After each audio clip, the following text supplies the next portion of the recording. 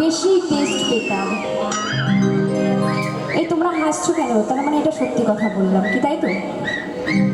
মানে এতটাই ভালোবাসে এরা ফুচকা খেতে। বিশেষ করে এই যে আমাদের টিমে 5 জন মিউজিশিয়ান দাদা ভাইদেরকে দেখতে পাচ্ছ তো, এরা কিন্তু ভীষণ ফুচকার পাগল। যেখানেই প্রোগ্রামে যায় না কেন সেখানে আগে ফুচকার দোকানের লাইন দেয়। বিশেষ করে যে দাঁত বার করছে দেখেছে ছোট্ট ভাইটা, এর নাম হচ্ছে পাপাই, ভালো নাম হচ্ছে লীলাদ্রি। তো এই পাপাই ভাই কিন্তু ফুচকা খেতে বেশি ভালোবাসে, ফুচকা খেয়ে খেয়ে পেট ভরায় আর কি, অন্য কিছু খায় না। তো কি বলছে, ও